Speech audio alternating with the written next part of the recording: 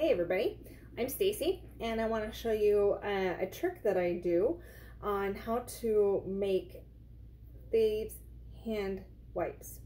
So I try to decide what to call it because you could use these for wiping the counter, you can use these for wiping your hands, you can use them to wipe just about anything. So they could be counter wipes, they could be hands wipes, pretty much just about darn near everything. And they're really inexpensive and they really do work. They work just as well as anything else that I have tried. So let me show you what I do. So you need an airtight container. I got this one at my local Walmart. I love the fact that I can open and close it and it will keep it airtight. The reason being is because we're going to put some liquid in there and it's going to be absorbed by the coffee filters that you see here. But the coffee filters probably aren't going to absorb everything. So I wanted to show you, what I do later, and you'll see why I need a top that stays on. So this is the most expensive part. Once you buy the container, you're solid. The rest of it is relatively really inexpensive. So then you need about a cup to about a cup and a half of water. So I use my purified water. I put in a squirt of Castile soap. And then I also put about a capful, not quite a capful, I'd say maybe about 3/4 of a capful of the Thieves household cleaner. So normally I would put a whole capful for when I make my wipes with my bigger container with Bounty wipes, and make them into Bounty wipes. But this is a smaller container, so I'm kind of adapting my recipe.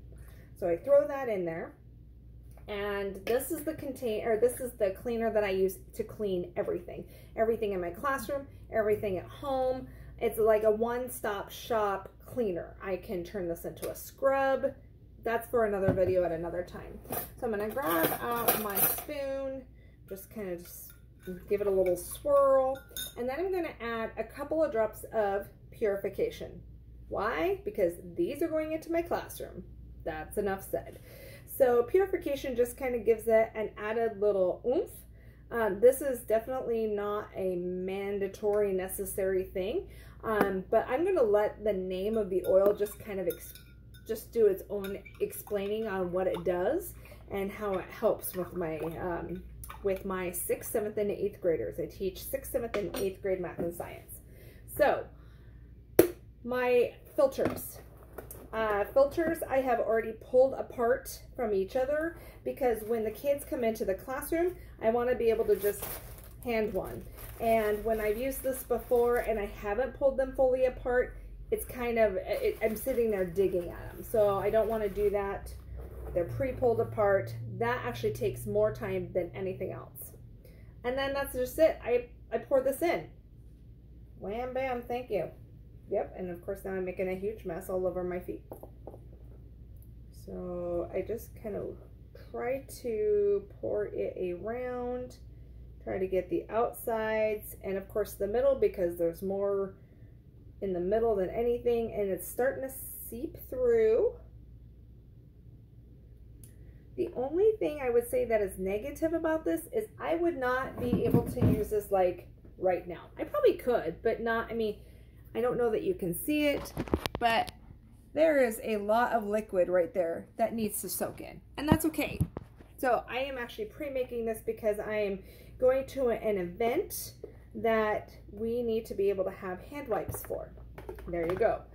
So there you go, I've closed it, and guess what? Now I can turn it upside down. I can get all that liquid down on the bottom. I can let it soak in from the bottom up. I can turn it to the side and let all the sides soak in. There you go. So if your container is a little bit bigger and you need just a little bit more water, that is okay too. But you can see how it's very handy that this is an airtight container. So that way it can get all of my wipes. And that's how you're making very, very economical wipes that work for just about any situation. Until next time, we'll see you then.